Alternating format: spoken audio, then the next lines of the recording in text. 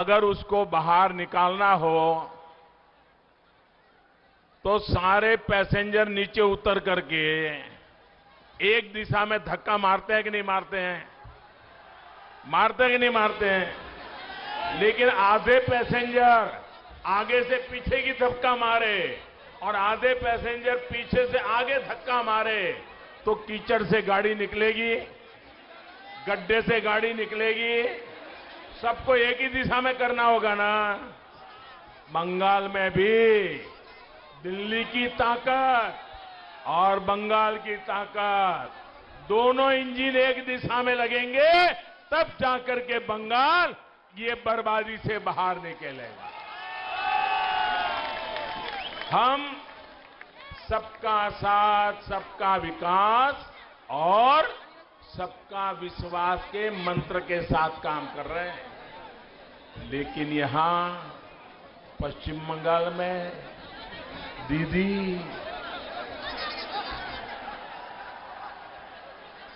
ये दीदी विकास की हर योजना के सामने दीवार बन करके खड़ी हो गई है।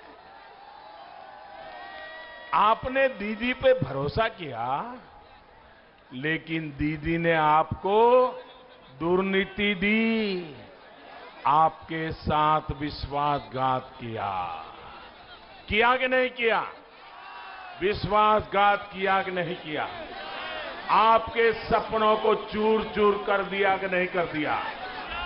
10 साल में बंगाल को बर्बाद किया कि नहीं किया? और अब देखो, आज दीदी 10 औंगीकौर की बात कर रही है। 10 औंगीकौर। अरे दीदी,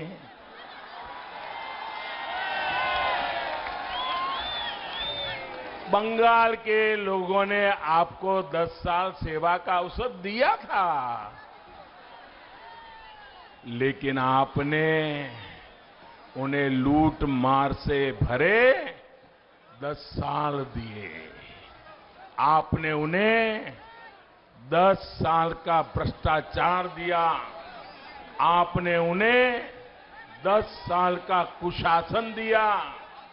साथियों, आप मुझे बताइए, यहां केंदू पत्ता बेचने के लिए भी कट मनी देना पड़ता है या नहीं देना पड़ता है? कट मनी देना पड़ता है कि नहीं देना पड़ता है? आदिवासियों को भी देना पड़ता है कि नहीं देना पड़ता है? गरीब को भी देना पड़ता है कि नहीं देना पड़ता है? मजदूर को भी देना पड़ता है कि नहीं पड़ता है?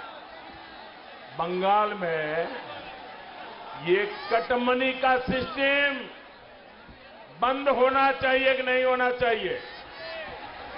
ये बर्बादी जानी चाहिए कि नहीं जानी चाहिए?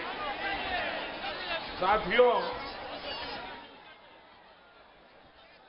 आप में से कुछ लोगों को शायद पता होगा, कल रात को 50-55 मिनट के लिए व्हाट्सएप डाउन हो गया, फेसबुक डाउन हो गया, इंस्टाग्राम डाउन हो गया। लोग अधीर हो गए, चिंता में पड़ गए, सबके मन में सवाल खड़े हो गए। 50-55 मिनट के लिए हुआ था, लेकिन सबको हो रहा था क्या हो गया। लेकिन भाइयों बहनों, दुनिया में तो 50-55 मिनट ये सोशल मीडिया की कुछ चीजें डाउन हो गई। यहां बंगाल में तो 50-55 साल से विकास ही डाउन हो गया है,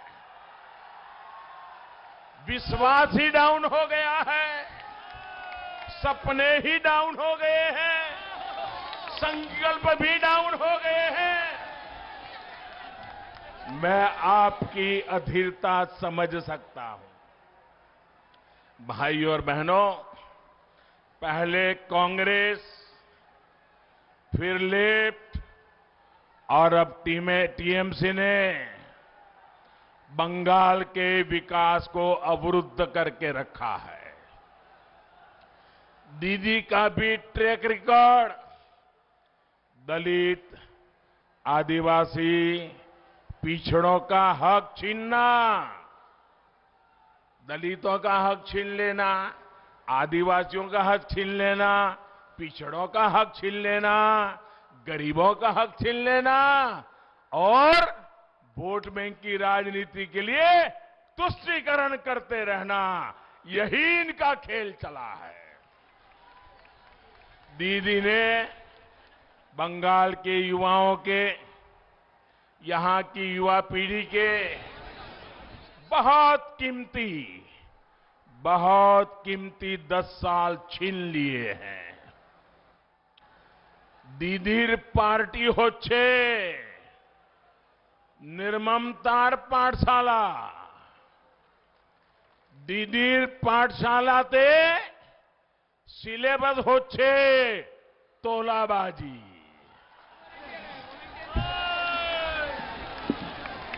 दीदीर पाठशालाते सिलेबस होच्छे कटमनी। दीदीर पाठशालाते सिलेबस होच्छे सिंडिकेट। दीदीर पाठशालात उत्पीड़ने ट्रेनिंग देवा होय, आराजो को तो ट्रेनिंग देवा होय। साथियों, आज पश्चिम बंगाल में शिक्षा की क्या स्थिति है, एक खड़गपुर के लोग बहुत भली भांति जानते हैं। शिक्षक भर्ती के नाम पर यहां का युवा कोर्ट कचहरी के चक्कर लगाने के लिए मजबूर है। भर्तियों के लिए जो बोर्ड, जो कमीशन बनाए गए, उन्हें भी टीएमसी काडर के हवाले कर दिया गया है। बहनों और भाइयों, शिक्षा को लेकर दीदी और उनकी पार्टी की सोच का एक और उदाहरण आज मैं आपको देता हूं। हमारे देश में 3.5 दशक के बाद, यानी करीब 35 साल के बाद नई राष्ट्रीय शिक्षा नीति लाई गई है। पूरे हिंदुस्तान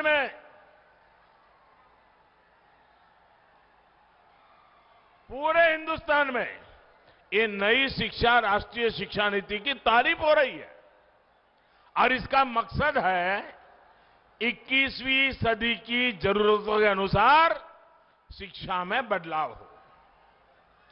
राष्ट्रीय शिक्षा नीति में शिक्षकों की ट्रेनिंग से लेकर स्किल अपग्रेडेशन तक अनेक प्रावधान किए गए हैं और इसकी एक प्रमुख बात है स्थानीय भाषाओं में पढ़ाई पर बल। टेक्निकल एजुकेशन हो, मेडिकल की पढ़ाई हो या फिर प्रोफेशनल कोर्स, इन सब में स्थानीय भाषाओं पर जोर दिया गया है। हम चाहते हैं कि गांव और गरीब का बच्चा और भी आसानी से डॉक्टर, इंजीनियर, मैनेजर, किसी कंपनी का सीईओ बन सके। आप मुझे बताइए भैया, गरीब का बच्चा भी डॉक्टर बनना चाहिए कि नहीं बनना चाहिए? गरीब का बच्चा भी इंजीनियर होना चाहिए कि नहीं होना चाहिए? गरीब की बेटी भी अपने सपने पूरे कर सके, ऐसी व्यवस्था होनी चाहिए कि नहीं होनी चाहिए?